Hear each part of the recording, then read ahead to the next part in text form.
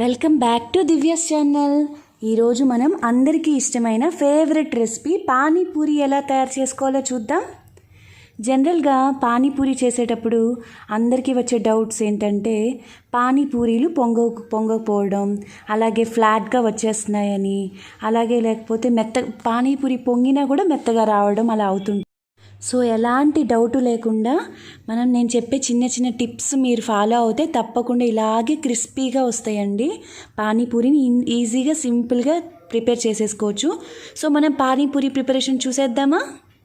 ప్రిపరేషన్లోకి వెళ్ళే ముందు మన ఛానల్ని కొత్తగా చూస్తుంటే సబ్స్క్రైబ్ చేసుకోండి, పక్కనే ఉన్న బెల్ ఐకాన్ని ప్రెస్ చేయడం మర్చిపోకండి. Okay friends, let's go to the matter. Panipuri ప్రిపరేషన్కి కరెక్ట్ కొలతలు చెప్తున్నాను. ఇప్పుడు చూడండి, 1 కప్పు బొంబాయి రవ్వకి, అంటే ఉప్మా రవ్వ ఉంటుంది కదా అదేనండి, దానికి 2 టేబుల్ స్పూన్స్ మైదా పిండి వేసుకోవాలి. అలాగే చిటికెడు వంట సోడా వేసుకోండి. అలాగే టేస్ట్కి తగినంత ఉప్పు వేసుకొని కలుపుకోవాలి. ఇప్పుడు మనం దీంట్లోకి కొంచెం కోల్డ్ వాటర్ యూస్ చేసుకోవాలి. పానీపూరి ప్రిపరేషన్లో మనం కోల్డ్ వాటర్తోనే కలుపుకోవాలండి పిండిని. మరీ పల్చగా కాకుండా గట్టిగా కాకుండా కొంచెం సాఫ్ట్గా ఉండేలాగా కలుపుకోవాలి. పిండి కొంచెం గట్టిగా అయిన తర్వాత దాంట్లో ఇంకొంచెం వాటర్ కూడా యాడ్ చేసుకోండి, అప్పుడైతేనే మనకి సాఫ్ట్గా వస్తుంది. నాకు 1 కప్పు బొంబాయి రవ్వకి కరెక్ట్గా ఒక 1/2 కప్పు మీద 2 టేబుల్ స్పూన్స్ వాటర్ సరిపోయిందండి. 5 మినిట్స్ ఇలాగా కలుపుకుంటూ ఉండాలి. పిండిని మనం ఇలాగా 5 మినిట్స్ కలుపుతూ ఉంటే చూడండి, ఇప్పుడు పిండి చాలా సాఫ్ట్గా అయింది కదా. సో ఇలా రావాలి అంటే 1 కప్పు బొంబాయి రవ్వకి 1/2 కప్పు వాటర్ కరెక్ట్గా యూజ్ చేయండి, అప్పుడైతేనే మనకి పిండి పర్ఫెక్ట్గా వస్తుంది. సో ఇలా వచ్చిన తర్వాత దీన్ని ఒక తడి క్లాత్ ఉంటుంది కదా, వైట్ కర్చీఫ్ కానీ అలాగా దీన్ని మాయిస్ట్ చేసేటట్టుగా పెట్టేసుకోండి. ఒక 1/2 అవర్ పక్కన ఉంచుకోవాలి. ఒక 1/2 అవర్ తర్వాత మనకి పిండిలో ఒక 1/2 తీసుకున్నాను నేను, మిగతా 1/2ని అలా మాయిస్ట్ చేసే ఉంచాను కదా, దీన్ని మనం చపాతీలాగా ఒత్తుకోవాలి. చపాతీలాగా ఒత్తుకునేటప్పుడు ఈవెన్గా చేసుకోండి. ఈవెన్గా చేసుకుంటూ చపాతీని పల్చగా కాకుండా అలాగని మందంగా లేకుండా పానీపూరి టెక్స్చర్ ఉంటుంది కదా, సేమ్ అదే సైజు వచ్చేదాకా మనం పిండిని ఒత్తుకోవాలి. ఈ రకంగా ఒత్తుకున్న తర్వాత సో ఈ మందం వచ్చిన తర్వాత మనం ఇలా చక్రాలు ఒత్తుకునేది కానీ బాటిల్ మూతలు కానీ షార్ప్గా ఉండే ఏదైనా తీసుకొని ఇట్లాగా పానీపూరి సైజు వచ్చేటట్టుగా ఇట్లాగా ప్రెస్ చేయాలండి. అలా ప్రెస్ చేస్తే మనకి చిప్స్ వరకు సెపరేట్ అయిపోయి మిగతా పిండి సెపరేట్ అయిపోతుంది. ఇప్పుడు మిగతా పిండిని కూడా నేను సపరేట్గా మళ్ళీ లోపల పెట్టేసుకుంటున్నాను అండి, మాయిస్ట్ చేసేసుకోవచ్చు. అది కూడా మనం మళ్ళీ పూరీకి ప్రిపరేషన్కి పెట్టేసుకోవచ్చు. ఓకే, సో ఒక్కొక్కటిగా చిప్స్ మనం నెమ్మదిగా తీసుకోండి, పిండి షేప్ మారకుండా.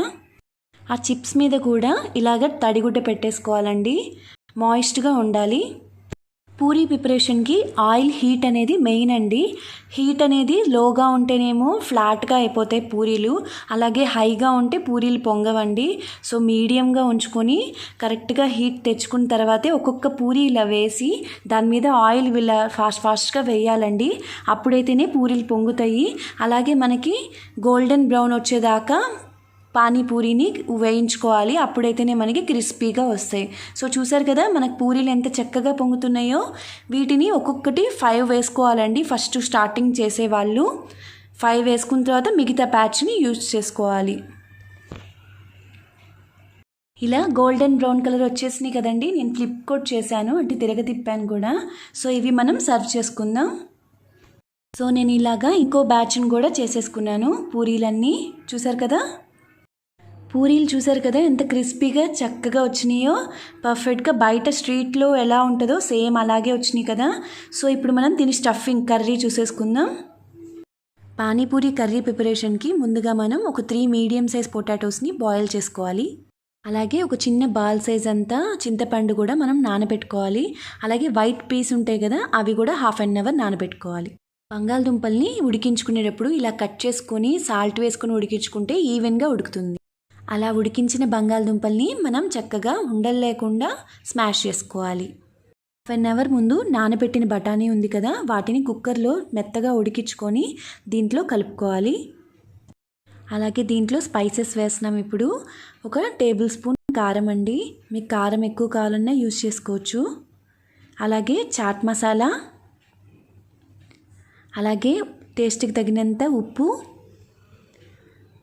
తర్వాత ధనియాల పొడి, అలాగే జీలకర్ర పొడి వేసుకుని చక్కగా మొత్తం అంతా కలుపుకోండి. మసాలా అంతా పట్టేలాగా సన్నగా తరుక్కొని కొత్తిమీర కూడా గార్నిషింగ్గా వేసుకోండి. పానీపూరి కర్రీ రెడీ అయిపోయింది. పానీపూరి వాటర్ ప్రిపరేషన్ కూడా మెయిన్ అండి. దీని ప్రిపరేషన్ ఇప్పుడు చూద్దాం. ముందుగా నానబెట్టిన చింతపండు ఉంది కదా అండి, అది కూడా చక్కగా ఇలాగ థిక్ పేస్ట్ తీసుకోవాలి, 1 కప్పు పేస్ట్. ఈ పిప్పిని కూడా మనం పారేయక్కర్లేదండి, వెండి సామాన్ కానీ వాటి తోమడానికి ఉంచుకోవచ్చు. పానీపూరి వాటర్ ప్రిపరేషన్కి ముందుగా 1/2 కప్పు పుదీనా, అలాగే 1/2 కప్పు కొత్తిమీర, అలాగే చిన్న ఇంచు 1 ఇంచు అల్లం ముక్క, అలాగే 1 పచ్చిమిర్చి, అలాగే చింతపండు పేస్ట్ ఉంది కదా అది కూడా వేసేసేయండి. ఇది థిక్ పేస్ట్ అయితేనే మనం మిక్సీలో వేసుకోవచ్చు. గ్రైండ్ చేసిన తర్వాత ఇలా వాటర్గా రావాలి. ఇప్పుడు ఆ పేస్ట్ని అంతా కూడా మనం స్ట్రైన్ చేసుకోవాలి. సో అప్పుడైతే మనకి దాంట్లో ఉన్న పిప్పి అంతా సెపరేట్ అయిపోయి ఓన్లీ మనకి జ్యూస్ వరకు కిందకు వచ్చేస్తుంది. పిప్పి సెపరేట్ అయిపోయిన తర్వాత దీంట్లో ఒక 2.5 కప్స్ వాటర్ పోసుకోవాలి. అప్పుడు మనకి లిక్విడ్ లాగా ఫామ్ అవుతుంది. ఈ పిప్పిని మనం తీసేసేయచ్చండి. దీంట్లో ఇప్పుడు మనం తగినంత సాల్ట్, అలాగే ధనియాల పొడి 1/2 టేబుల్ స్పూన్, జీరా పొడి 1/2 టేబుల్ స్పూన్, చాట్ మసాలా కూడా కొంచెం వేసుకోండి, 1/2 టేబుల్ స్పూన్ మిరియాల పొడి, అలాగే చిల్లీ పౌడర్ కూడా వేసుకోండి, 1/2 టేబుల్ స్పూన్ సరిపోతుంది. ఇంకా కొంచెం స్పైస్ తక్కువ కావాలన్నా తక్కువ వేసుకోవచ్చు. మన పానీపూరి వాటర్ కూడా చక్కగా రెడీ అయిపోయింది కదా. చూసారు కదా, మన పూరీలు, అలాగే కర్రీ, వాటర్, సన్నగా తరిగి పెట్టుకున్న ఉల్లిపాయలు, అలాగే స్వీట్ కెచప్ కూడా పెట్టుకున్నాను నేను. బయట మనకి ఏ వాటర్ కలుపుతున్నారో కూడా తెలియదు కదండి. ఇంట్లోనే మనం ఇలా చక్కగా సింపుల్గా పానీపూరి ప్రిపరేషన్ చేసేసుకోవచ్చండి. ఇలా ఇంట్లోనే మనం ఒక్కసారి ప్రిపేర్ చేసుకుంటే ఇంకా బయట కూడా తినే పని ఉండదండి, అంత బాగుంది. సో ఇంట్లోనే మనం పానీపూరి ఇంత సింపుల్గా చేసుకోవచ్చు. ఈ చిన్న చిన్న టిప్స్ మీరు ఫాలో అవుతే, సో ఇలాంటి యూస్ఫుల్ ఇన్ఫర్మేషన్స్ మీకు మరిన్ని కావాలి అంటే నా ఛానల్ని సబ్స్క్రైబ్ చేసుకోండి. యూస్ఫుల్ ఉంటే షేర్ చేయండి. ఓకే ఫ్రెండ్స్, చాలా బాగుంది, అస్సలు వదలరు అనమాట ఈ పానీపూరి. ఇప్పుడు ఇంకా టైం వేస్ట్ చేయకుండా నేను మొత్తం లాగ్ చేస్తాను అనమాట. ఇంకోటి చేసుకోవాలి నేను, మళ్ళీ తప్పదు. సో డెఫినెట్గా ట్రై చేయండి. ఇంత బాగుండే రెసిపీని మీరు ట్రై చేయకపోతే మీరే మిస్ అయిపోయినట్టే. బయట స్ట్రీట్ ఫుడ్స్ కన్నా మన ఇంట్లోనే హైజీన్గా చేసి పెడితే పిల్లలకు కూడా చాలా ఇంట్రెస్టింగ్గా తింటారు. పెద్దవాళ్ళు, పిల్లలు అసలు ఎవరు ఇంట్రెస్ట్ పడుకుని ఉంటారండి పానీపూరి. సో డెఫినెట్గా ట్రై చేయండి. నా ఛానల్ని కొత్తగా చూస్తుంటే సబ్స్క్రైబ్ చేసుకోండి, పక్కనే ఉన్న బెల్ ఐకాన్ని ప్రెస్ చేయండి. Okay friends.